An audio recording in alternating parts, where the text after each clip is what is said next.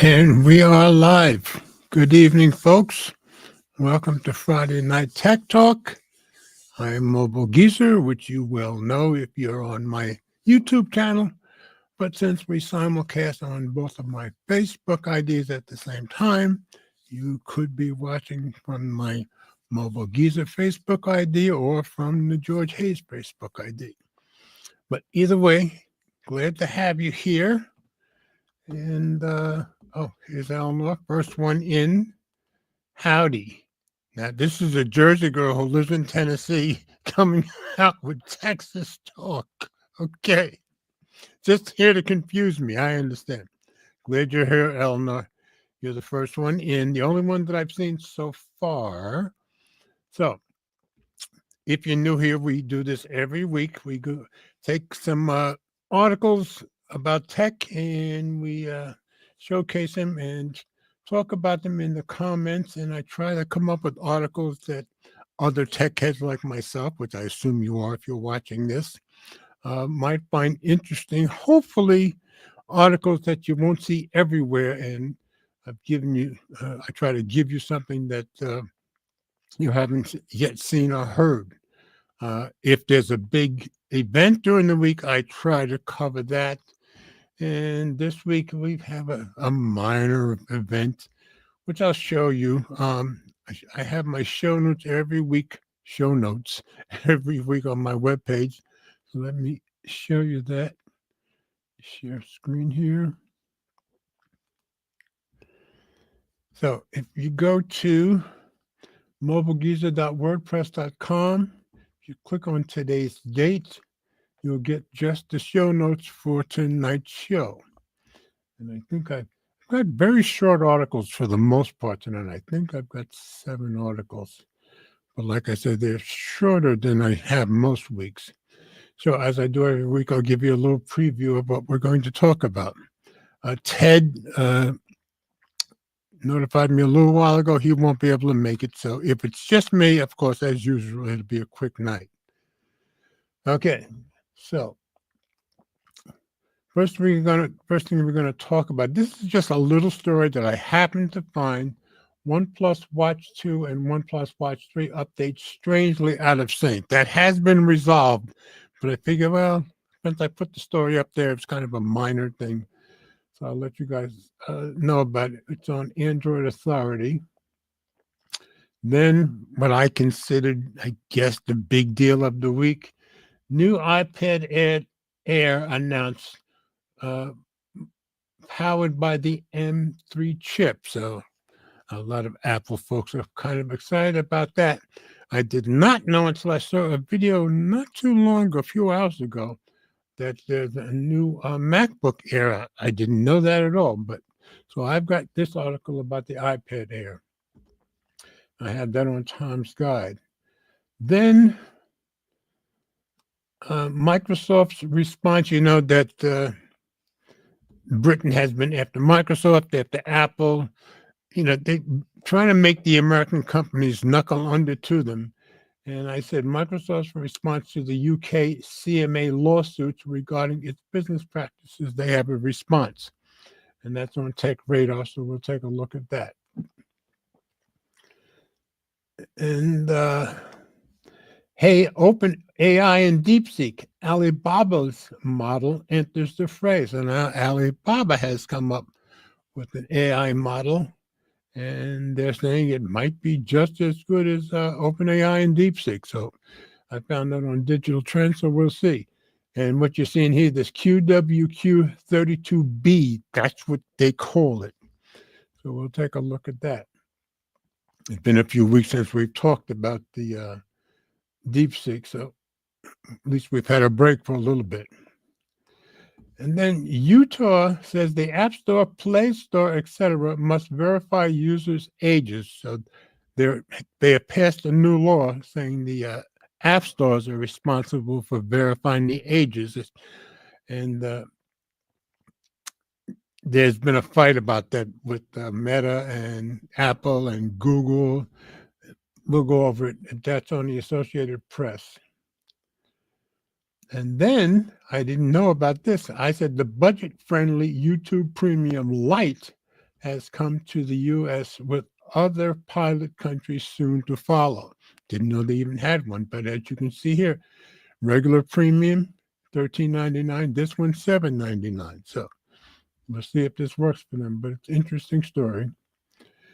Again, these are mostly short stories. And then my last one is Apple copying Google's naming convention. I found this on Phone Arena. She makes some good points in this one. So, nothing else new in the comments. So I will start with the first story. Most of you know that I have the OnePlus Watch 2. Not today. You know, I base whatever phone I'm carrying based on which watch I'm wearing. Today, I'm wearing the Apple Watch Series 10. Can you see it there? So, of course, today I have my iPhone 15 Pro Max, and my backup was my OnePlus 13. That's what I took to work today. But most of you know I have the OnePlus Watch 2. I really love that watch, and I'm on the list to order the OnePlus Watch 3 once they fixed their problem with the supposedly made in China, but it said MAED instead of made in China. So I should be getting that in April because of all the watches they had to fix. So, but it's a little story on that. So let's go over to Android Authority and check it out. And this came out on 3 days ago, March 4th. OnePlus has some weird update plans for the Watch 2 and 3. And then they have an update statement from OnePlus. So first I'm going to go over the original article, then we'll go over the update. So let's drop it into review, get rid of these ads. Okay. Like I said, we'll go over the original article first. So this was from March 3rd. OnePlus has had a few stumbles recently as it infamously released the Watch 3 with a typo. Yeah, that's why all of us who pre-ordered were going to get ours a month later than we thought. Subsequently, the company pushed back the open sales date of the Watch 3 to April to refresh its stock with error-free models. Like that's why mine's coming in April. Now, the company has confirmed some more less than ideal news for the Watch 3 as well as the Watch 2.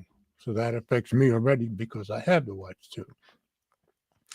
The OnePlus Watch 2 currently runs on Wear OS 4, so you may have been hoping that an update to the latest OS would arrive soon, which is OS 5. In a conversation with Android Central, OnePlus has confirmed that Wear OS 5 is still months away. A representative told the outlet that Watch 2 users are expected to receive their OS 5 updates in quarter 3 of this year.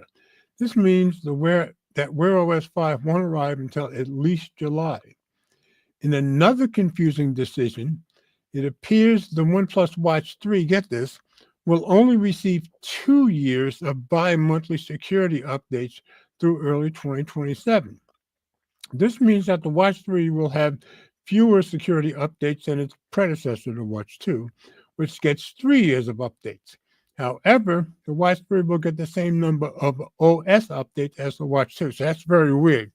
You give the OS updates the same, but security updates, the newer one, doesn't get as many. So that's why he wrote the story. But it's not clear why OnePlus is cutting back on software support for the Watch 3. This setup would result in the smartwatch reaching the end of its security update support before it receives Wear OS 7. This decision is odd enough that we wonder if there was maybe some miscommunication, and there was. You'll see that. Whatever the case, this places OnePlus's software commitment squarely behind competitors like Samsung and Google. But now we go to the update that OnePlus gave them. So the next day, which was March 4th, OnePlus has reached out to Android Authority and clarified that the earlier communication about the update policy on the OnePlus Watch 3 was incorrect. The Watch 3 will indeed receive 3 years of security updates, just like the Watch 2. Here's their statement in full. The OnePlus Watch 2 will receive 3 years of software updates, Wear OS 4, 5, and 6. In addition, we are happy to confirm that we'll also receive 3 years of quarterly security updates from 2024 until 2026. And now it makes sense. The OnePlus Watch 3 series will receive 3 years of software updates, Wear OS 5, 6, and 7, which is what it should be, being the later model, as well as 3 years of quarterly security updates from 2025 until 2027. So there just was some miscommunication up front. That's what caused the article, but OnePlus straightened it out. So just thought that was an interesting article to get to. And Annette's in here. Glad to have you here, Annette. You guys are so faithful. Thank you for being here. And so I've got Eleanor and Annette here so far. As I always say, if you're new here, please type something in the comments to let us know you're here, who you are, and please let us know where you're from. So, on to our next story, which to me was kind of the major story of the week. New iPad Air announced powered by the M3 chip. I pulled this from Tom's Guide. Of course, everybody had this story. iPad Air 3 announced price, release date, specs, and all the upgrades by Mark Spoonhour, and was last updated March 4th. The new iPad Air is here. So let's drop it into reader view. And of course, the announcement from Apple said there's something in the air, and he starts it off. There's something in the air, all right. Apple has just announced a new iPad Air powered by the M3 chip. So you should expect better performance and more responsiveness when using Apple Intelligence features. Oh, well, let me stop for a moment. I'll come right back to this. But, a bunch of us who have iPhones have been complaining about the continuous delay of Siri getting its AI smarts. Well, a little while ago, I saw an article from Tech Radar. I didn't get a chance to read it.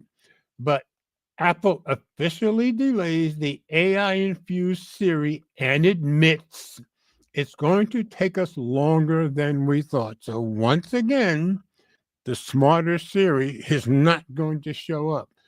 So I'll probably get this article up either sometime before next week or next week and let you guys see it. But I just wanted to mention that because we have all been waiting for the Siri. They keep promising us and they keep pushing it back, which they've done once again. So just wanted to get to that while I thought of it. Okay. So back to the new iPad Air. In addition, the new iPad Air M3 supports a new Magic Keyboard with a larger trackpad and a dedicated function row for controlling various settings, which is good. I don't have an iPad at the moment, but I do have my MacBook Air, and that's pretty much all I need, in addition to my Windows computer, of course. So if you want to come to see the article, like I said, it's on Tom's Guide. You can check it out. Give the specs. I'm not going to go through that, but you can check it out for yourself if you want. So iPad Air M3 release date and price. The 11-inch iPad Air M3 starts at $599 or $600, and the 13-inch starts at $799, so $800. You can pre-order the iPad Air M3 starting today, March 4th, so starting 3 days ago, and the release date is March 12th, so less than a week from now. New iPad Air M3 chip. Apple says the new iPad Air's M3 chip offers a serious speed upgrade. For example, the iPad Air M3 is nearly 2 times faster than the iPad Air M1 and up to 3.5 times faster than the older iPad Air with A14 Bionic, which is the one I had when I did have it. You get a more powerful 8-core CPU, which makes the M3 up to 35% faster for multi-threaded CPU workflows than iPad Air M1. There's also a 9-core GPU on board with 40% faster graphics performance than M1. Gamers will appreciate that the M3 also brings advanced graphics technology to the table, including dynamic catching, as well as hardware-accelerated mesh shading and ray tracing. New Magic Keyboard for iPad Air M3. Full hardware upgrade for the iPad Air M3 is the new Magic Keyboard. I loved my Magic Keyboard when I had mine. It now offers a larger trackpad, so it feels more MacBook-like. Plus, there's a dedicated 14-key function row for accessing features like volume and screen brightness. That's good. The Magic Keyboard attaches magnetically to the iPad Air M3, which is what it did with mine. Starts at $269 for the 11-inch version and $319 for the 13-inch model. And considering what it cost a few years ago, I'd say that's right in line with those prices. iPad Air M3 Apple Intelligence features. Here we go. Because Apple takes a lot of heat for their AI features that aren't really there.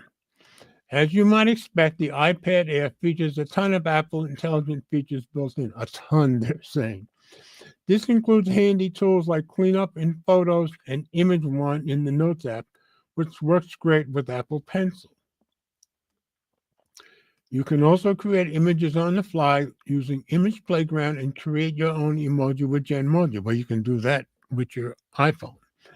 The new Siri is on board too, but of course we just heard that the new Siri isn't going to have much of Taurus intelligence. So you get a more conversational assistant, well, so they thought, as well as the ability to ask all sorts of product knowledge questions. But of course, that's pushed back once again. Plus, ChatGPT is integrated into writing tools and Siri, so you go beyond what Apple offers on its own. And that is true. You do have access to ChatGPT. Outlook. These new iPad Air M3 models are turbocharged for productivity with the addition of the M3 chip and Apple Intelligence. This pairing will allow people to create and do even more on the iPad, and when paired with that new Magic Keyboard, could finally bridge that gap between laptop and tablet functionality, which people are always trying to make the iPad be more like a laptop. So, to me, that was kind of the big deal story of the week. I wanted to make sure you guys saw that. Nothing new in the comments, so we will continue on. Like I said, it's probably going to be just me tonight, so probably a quick night. Okay. Microsoft's response to the UK CMA lawsuits regarding its business practices. This is on Tech Radar. And I try to keep you guys up on what the EU or the UK is coming after our American companies. They seem to really have it in for them. So this is just the latest. Microsoft hits back against UK competition lawsuit, slams AWS and Google, which is their main competition, once again. Microsoft responds with a 101-page document. I'm glad we don't have to read that. It was written by Craig Hale 3 days ago. So let's go into review.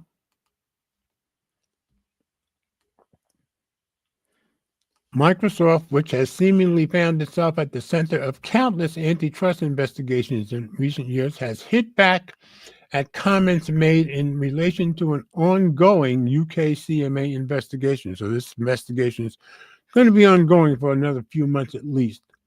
The tech giant has contested the Competition and Markets Authority, CMA, provisional decision report, arguing it is based on hypothetical concerns rather than actual market conditions.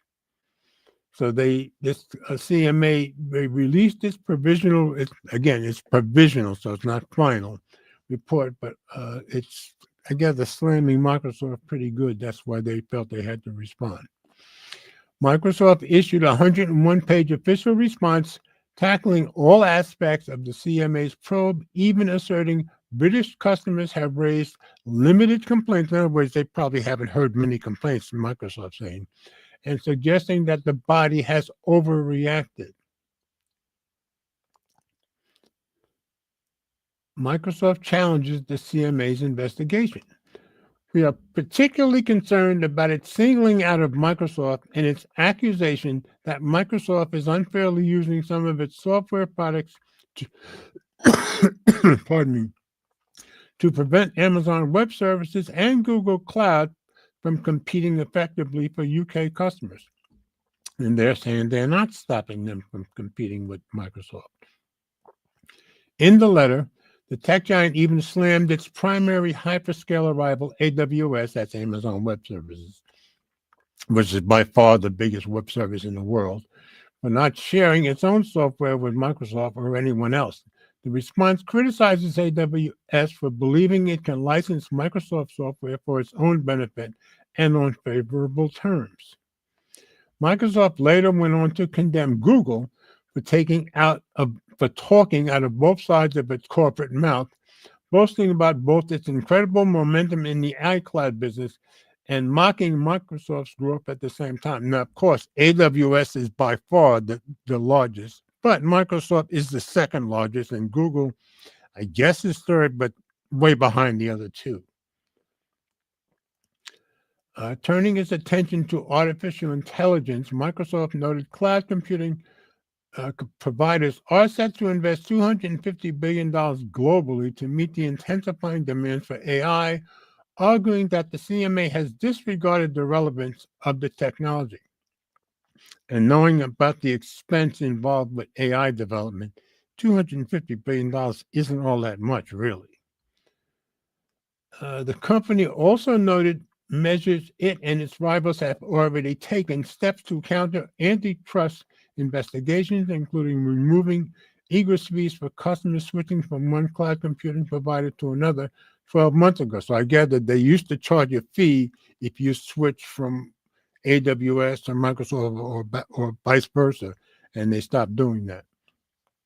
The firm dismissed egress fees as a major concern, claiming that the lack of a mass migration post-fee removal proves they did not significantly impact customer decisions in the first place. So I guess the report accuses them of charging these egress fees, but they're saying they don't even charge them anymore.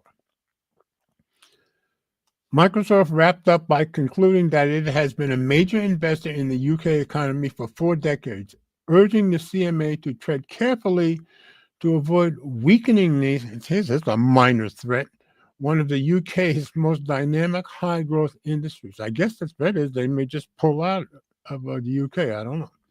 Looking ahead,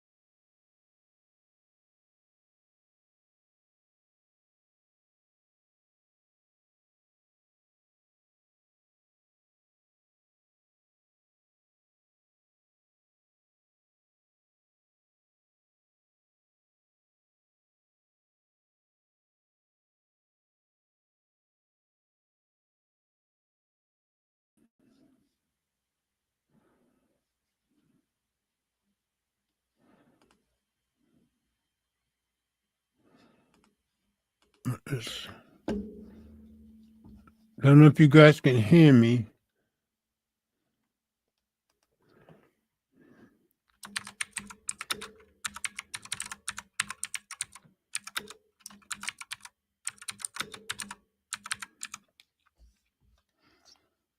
Okay, let's see.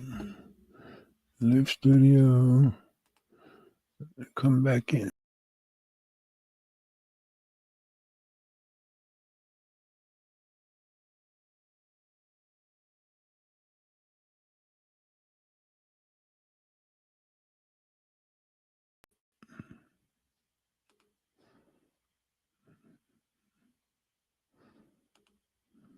Okay, folks, I should be back. Somehow we lost our internet connection, and it took me a minute to get it back. Sorry about that. All right, back to our story. I'm just going to, oh, we were right at the end anyway. All right, I think we're at the last paragraph of this Microsoft story. So, looking ahead, all parties have until April 2025 to submit their responses. The CMA is set to make a final decision by July 2025 ahead of the August deadline. So it sounds to me like they're going to continue going after Microsoft, and Microsoft is trying to convince them that they don't have a reason. This all has to do with cloud services. But we'll see how it goes. Okay, yeah. Thanks, Annette. Yeah, I don't know why we lost connection, but hopefully we'll stay this time. All right, and that was our Wi-Fi connection, so I just switched to a different Wi-Fi. So hopefully that'll be okay. So we didn't lose much because we're, like I said, we were at the end of that story. So I'm going to continue on. And this one I just found interesting. You know, we didn't have any big stories about DeepSeek for a couple of weeks. So now they have a new competitor. Hey, OpenAI and DeepSeek, Alibaba's model enters the fray. And I found this story on Digital Trends. DeepSeek has a new rival, and you can try it out right now. And this was from yesterday. And it was written by Monica J. White. So let's drop into reader view and get rid of the ads. Alibaba has just unveiled its latest reasoning model, and it seems that DeepSeek and OpenAI might have something to worry about, at least if all of Alibaba's promises turn out to be true. It's open source, so I checked it out. You can try it out for free too, although unsurprisingly, you'll find that there are some things it won't talk to you about, and they're all doing that. They try to avoid politics, that's for sure.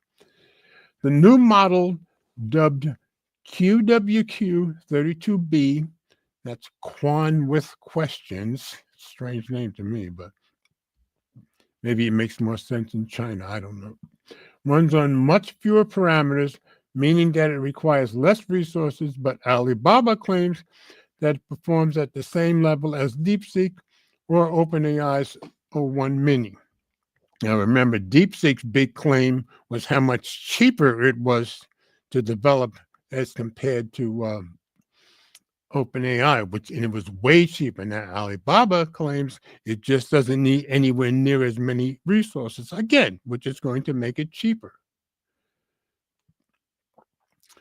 DeepSeek's R1 large language model was all the rage in February, sure was, when it came out, suddenly capable of rivaling the golden standard set by ChatGPT and other alternatives, but at a much lower cost. That's true. It seems that Alibaba might be pushing the envelope even further here. Because, you know, if you save resources, you're going to save money. As explained by VentureBeat, DeepSeek R1 requires 671 billion parameters to run, 37 billion of which are activated. Meanwhile, Alibaba's new QWQ32B can get by with 32 billion parameters. So that's a lot less than DeepSeek's. Those numbers are totally abstract to many, but there's a huge difference in compute power. While DeepSeek R1 requires 1,600 gigabytes of VRAM to run, QWQ32B can get by with just 24 gigabytes. Big difference of VRAM. In most cases, this will mean NVIDIA's H100 or equivalents, but even the gaming-focused RTX 4090 sports 24 gigs, so they could even use a gaming chip and just run just fine, according to this. The latest RTX 5090 ups that to 32B, so there's two different gaming chips they could use and still run their large language model, which is pretty cool, if it's true. Alibaba's QWQ32B is available under an Apache 2 license, meaning that companies and researchers can use it, meaning it's free to use. More importantly, we can use it by trying out Alibaba's QuenChat. I don't even know what QuenChat is. Like DeepSeek, it comes with some limitations, but also has a couple of immediate perks that I noticed quite quickly. And I'm sure if we all looked up QuenChat, we'd figure it out pretty quick. And I'm sure there's instructions on how to use it. It seems to give quite in-depth answers, even to quick, simple questions. This can be good, but in a way, it was mostly annoying as it gives you a lot of unnecessary context that you didn't ask for, so it's overdoing it. I like that it shows you its whole reasoning process, though, which is similar to ChatGPT's deep thinking feature, but with much less depth. When asked about political matters, QuenChat flags it as inappropriate. They don't like to talk about politics. There might be ways to jailbreak it. It was possible with DeepSeek after all, but I haven't managed just yet. Whether Alibaba's claims turn out to be true remains to be seen, but it looks like ChatGPT and DeepSeek have a new rival. So I just thought it was interesting that DeepSeek was all the rage for a while, and that's calmed down, but now Alibaba's stirring things up again. So just an interesting story. Yeah. Thanks, Eleanor. Yeah, we lost the Wi-Fi for a couple of minutes there. Okay, on to our next story. Yeah, this is interesting, I think. Utah says the App Store, Play Store, etc.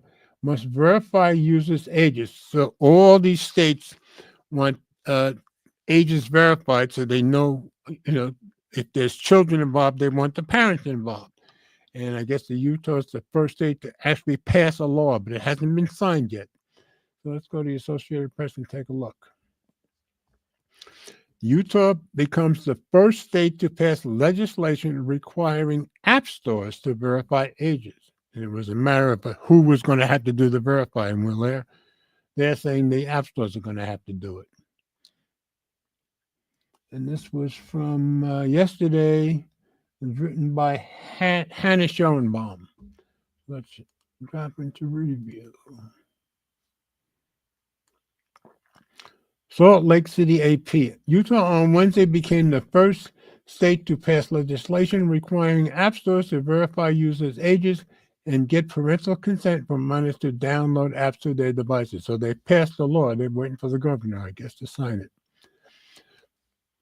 The bill headed to the desk of Governor Spencer Cox has pitted Meta, which operates Facebook and Instagram, against App Store giants Apple and Google over who should be responsible for verifying ages. Yeah, because whoever is responsible, they're going to have to put a lot of resources into doing this to verify the ages. And they were all trying to get out of doing it. I think it kind of makes sense to have Apple and Google's App Store and Play Store doing it. But if they sign it into law, then they'll have to do it in Utah. Similar bills have been introduced in at least 12 other states in the latest fight over children's online safety. The proposals targeting app stores follow legal fights over laws requiring social media platforms to verify the ages of users. So they passed these laws requiring the platforms to verify, but they didn't know who had to do the verifying. Well, now Utah says the app stores have to do it. In the case of Apple and Google, that's going to be the vast majority. Meta and other social media companies support putting the onus on app stores, yes, so they don't have to do it, to verify ages amid criticism that they don't do enough to make their products safe for children or verify that no kids under 13 use them. And that's the key. If you're under 13, they want your parents involved. Parents want a one-stop shop to verify their child's age and grant permission for them to download apps in a privacy-preserving way. Yeah, you should only have to do it once, not 12 different times for 12 different, companies. The App Store is the best place for it. Meta, X, and Snap Incorporated said in a joint statement Wednesday. Yeah, well, X and Facebook and Snap, of course they don't want to do it. We applaud Utah for putting parents in charge with its landmark legislation and urge Congress to follow suit. So I guess they want a national law too. The app stores say app developers are better equipped to handle age verification and other safety measures. Yeah, the problem with that is if app developers had to do it, but then you got thousands involved, and that's you're going to have to sign in with a different thing every time for everybody. So I think the app stores are the right one to go. Requiring app stores to confirm ages will make it so all users have to hand over sensitive identifying information such as driver license, passport, credit card, or social security number, even if they don't want to use an age-restricted app, Apple said. So Apple and Google, of course, they're still going to try to get out of it. But it sounds to me like it's probably a very close to being a done deal. Because many kids in the U.S. don't have government-issued IDs, and that struck me as strange. So that kind of implies that kids in other countries do have government-issued IDs. That's what it means to me. Parents in the U.S. will have to provide even more sensitive documentation just to allow their child to access apps meant for children. That's not in the interest of user safety or privacy. I disagree.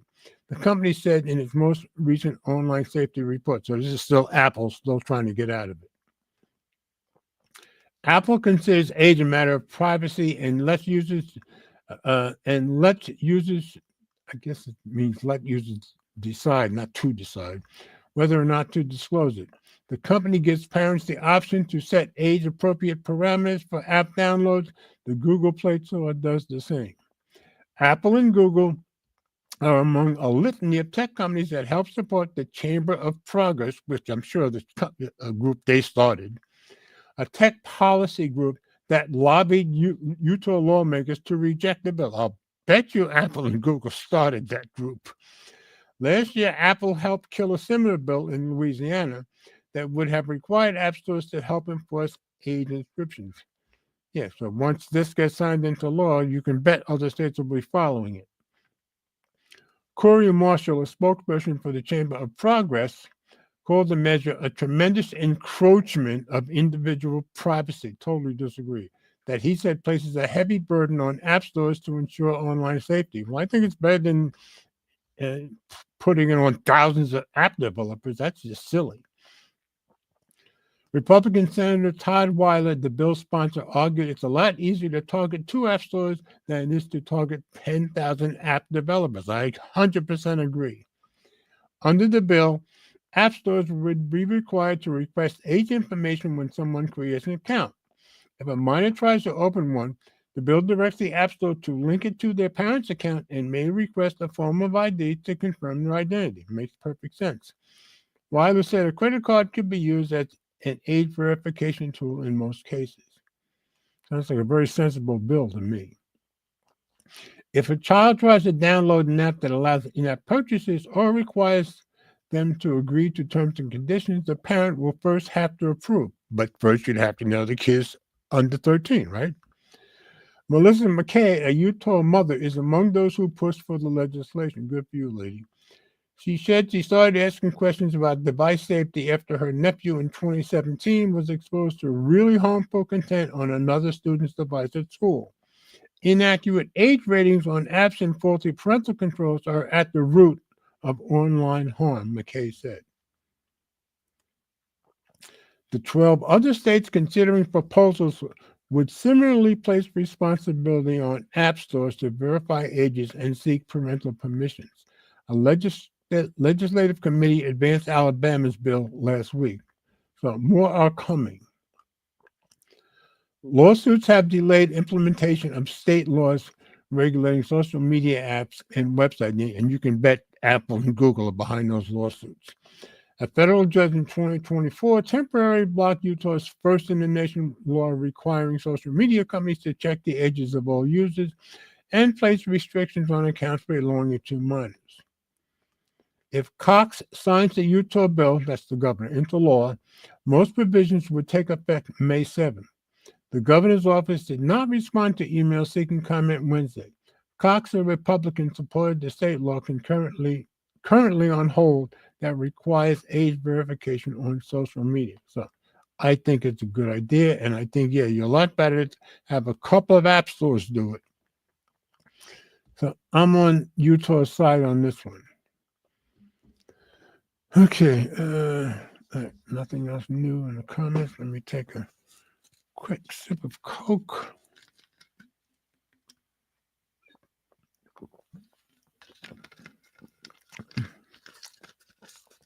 It's the real thing.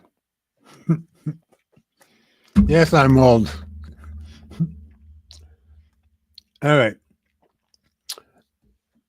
This budget-friendly, the budget-friendly YouTube Premium Lite has come to the U.S. with other pilot countries soon to follow. I found this on Tech Radar. A cheaper YouTube Premium Lite plan just rolled out in the U.S., but you'll miss out on these 4 features. So, yeah, we need to find out what you're going to miss out on. I don't think you're missing much. By Mark Wilson, published 2 days ago. Your solution to ad fatigue? No, into reader view, get rid of the ads. We just got the solution to ad fatigue just now, didn't we? Here's some good news if you're tired of increasingly lengthy YouTube ad breaks. A new YouTube Premium Lite plan has now fully rolled out in the United States following some successful pilot tests. Now, I've never used the premium, but if it gets you out of the ads, it might be worth it to some people. The new plan costs $7.99 per month compared to $13.99 per month for full YouTube Premium. And it's not a whole lot of difference unless you're dealing with a lot of music. The key difference between the two is music. While a Premium Lite plan lets you watch most videos ad-free, including anything related to gaming, comedy, cooking, or learning, that doesn't apply to music videos. So it sounds like with the music videos, you're probably still going to be dealing with lots of ads, but with the rest, you're probably not. So I think it sounds like it might be worth it to a lot of people. You also miss out on 3 other features compared to a full premium plan. There's no offline or background video playback with the Lite plan. Yeah, I know with the premium, you get the background playback. And you don't get full access to YouTube Music. In other words, YouTube Premium Lite is aimed at those who are already signed up to one of the other Best Music streaming services, but still want mostly ad-free YouTube videos.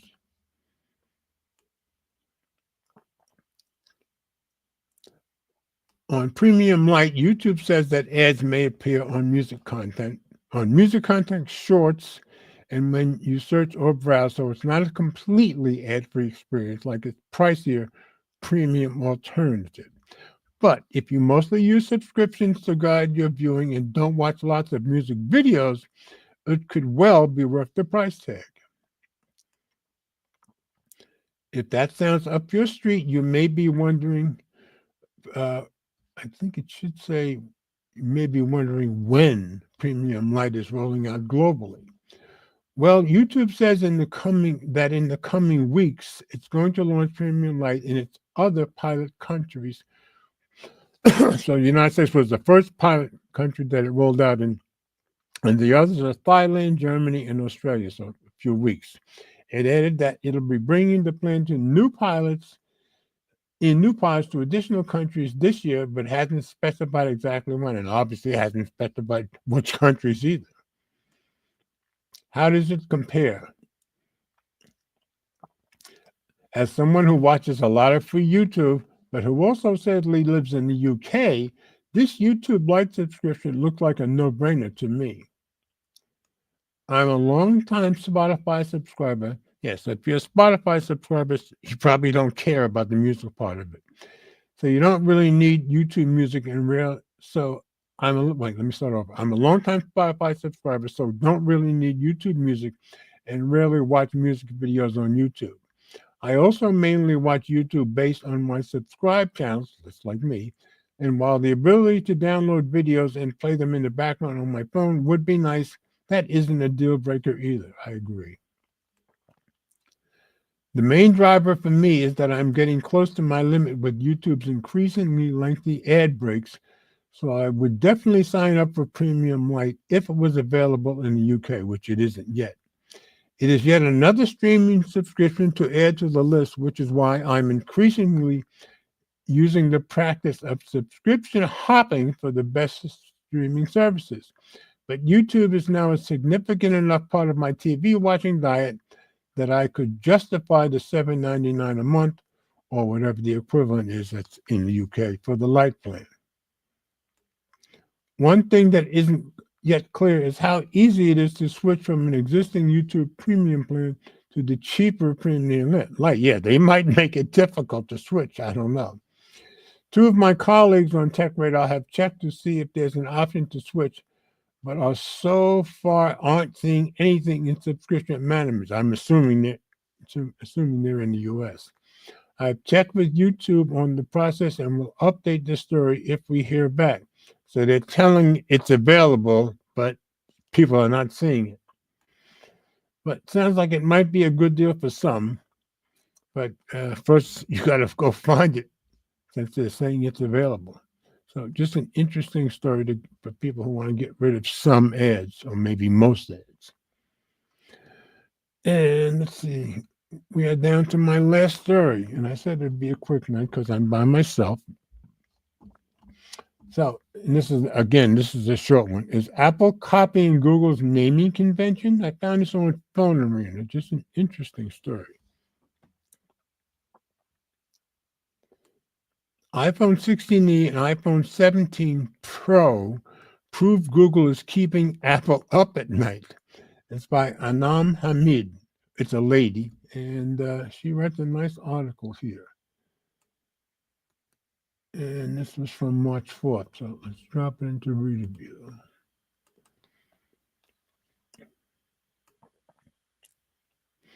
Samsung spent years vying for Apple's attention, but the iPhone 16e and the upcoming iPhone 17 Pro are proof that the Cupertino giant considers only Google its equal.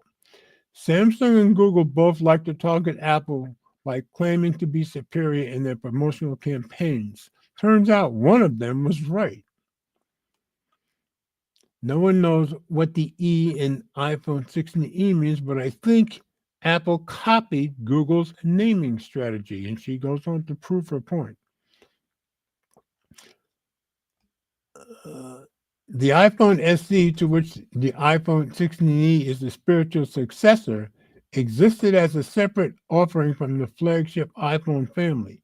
It was touted as an affordable model, and it looked distinctly different from premium models. And that's not true with Google. Google's look pretty much the same as their premium. The iPhone 16e, on the other hand, is a part of the iPhone 16 lineup. So yeah, it sounds like they're copying. It comes several months after the release of flagship models and has the same design language, which is what Google does. And though it's a watered-down version, it has the same core specs as the standard iPhone 16.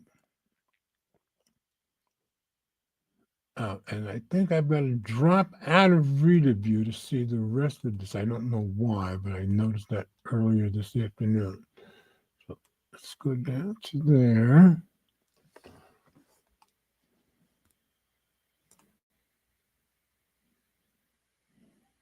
That's interesting. I'm not seeing the rest. But on my phone, I could see the rest. But she does go on to defend her point. Thought it would have something to, let me say, continue reading or something, but it looks like it doesn't. No, but anyway, so her point is they're starting to follow the same product plan as Google because now they're making it in the same family as the 16, and they're making it look like the 16 but lesser specs. Well, that's what Google Pixel A's have been doing for a few years. So I think she's proved her point that Apple is copying Google, and I guess it means Google's making inroads and at least made them think about it. Sorry, I can't see the rest of the article. It's funny, I can't see it here, but I could see it on my phone. I'm going to try and see if I can pull it up on my phone, and at least I'll be able to read the rest to you. Because while I was reading it today at work, I could see it just fine. So let's take a quick look and see. So just going to my iPhone 15 Pro Max.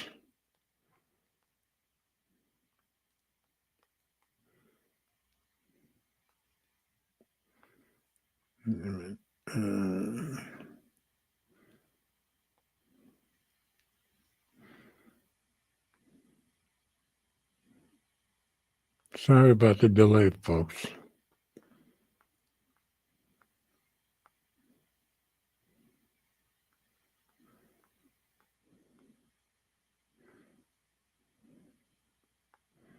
Now I've got the article pulled up.